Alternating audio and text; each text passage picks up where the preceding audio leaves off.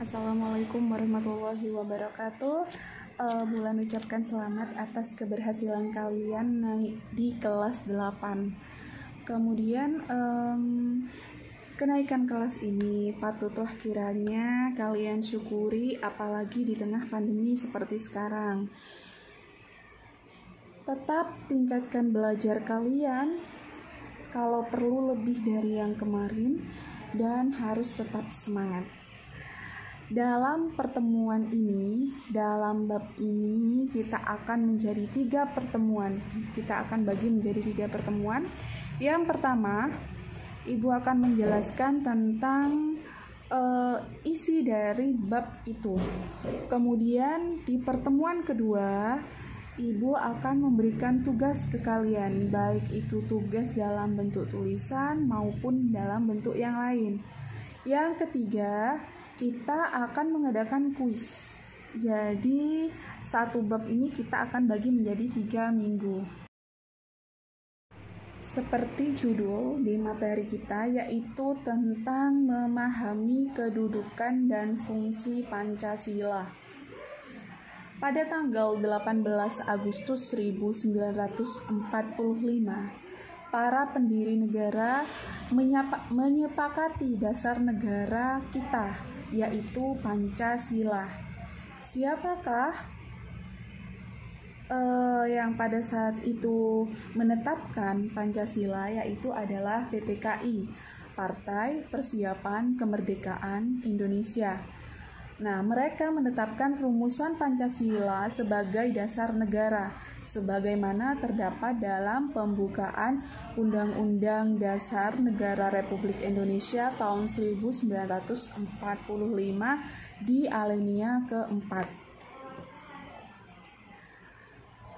Insinyur Soekarno pertama kali memperkenalkan Pancasila itu pada sidang pertama BPUPKI pada tanggal 1 Juni 1945, dan pada saat itu juga ditetapkanlah sebagai hari lahirnya Pancasila. Kedudukan Pancasila sebagai dasar negara. Pancasila adalah dasar atau fundamen yang mengatur pemerintah negara dan sebagai dasar untuk mengatur penyelenggaraan negara. Kaidah atau aturan yang mendasar, yang berarti Pancasila ini anak-anak merupakan hukum dasar yang tertulis maupun tidak tertulis. Yang artinya apa? Artinya perundang-undangan yang berlaku di negara Republik Indonesia ini harus berada di bawah pokok kaidah yang fundamental. Maksudnya seperti apa? Semua peraturan-peraturan itu tidak boleh menyimpang atau bertentangan dengan Pancasila. Fungsi Pancasila. Fungsi Pancasila ini ada 7. Yang pertama yaitu Pancasila sebagai jiwa bangsa Indonesia.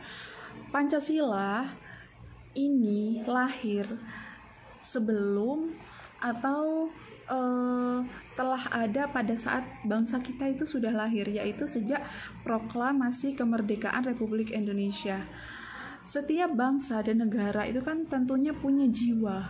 Lah, jiwanya Indonesia itu adalah Pancasila. Kemudian fungsi yang kedua, Pancasila sebagai kepribadian bangsa. Nah, ini memiliki fungsi yaitu memberikan corak khas bangsa Indonesia dan menjadi pembeda antara bangsa kita dan dengan bangsa-bangsa yang lain.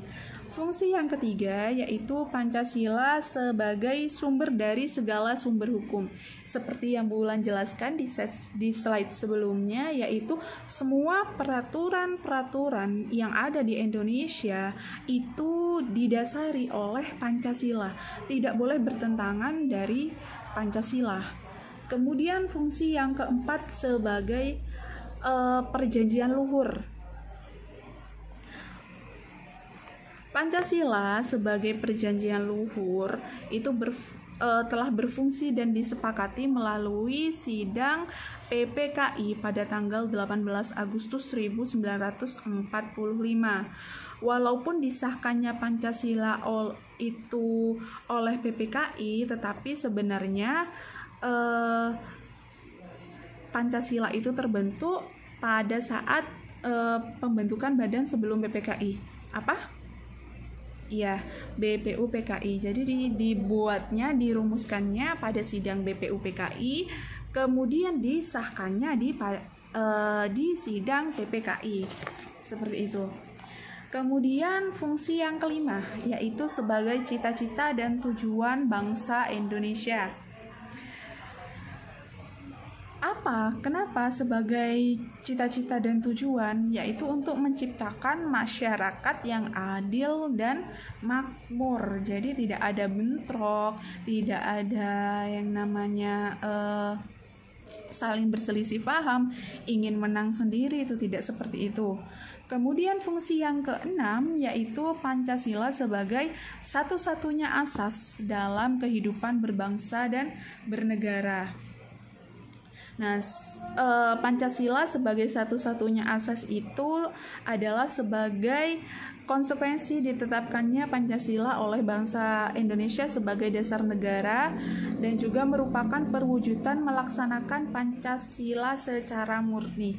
Jadi Pancasila yang kelima itu sebagai perwujudan kita harus melaksanakan kelima-limanya ini dalam kehidupan kita sehari-hari. Kemudian yang ketujuh, Pancasila sebagai moral pembangunan. Pancasila itu dijadikan kerangka, acuan, tolak ukur, parameter, arah, dan tujuan dari pembangunan di negara Indonesia. Pancasila itu juga disebut sebagai way of life. Kenapa? Yaitu Pancasila dijadikan pedoman dalam kehidupan bermasyarakat. Bermasyarakat di sini baik dalam kehidupan di keluarga, kehidupan dengan masyarakat sekitar, bahkan sebagai sebagai pedoman kita dalam bernegara. Seperti itu. Mungkin itu saja di bab 2 ini penjelasannya kurang lebih. Apabila ada pertanyaan kalian bisa WA kepada Bu Wulan maupun kalian komentar di kolom maupun juga bisa kirim pertanyaan melalui sidikmu. Kalian bisa tulis pertanyaan kalian, kemudian kalian bisa kirimkan dalam bentuk foto, nanti akan Wulan jawab. Untuk tugas kita akan berikan minggu depan. Setelah tugas selesai, kita akan adakan kuis. Mungkin itu saja dari Bulan, kurang lebihnya Bulan mohon maaf. Wassalamualaikum warahmatullahi wabarakatuh.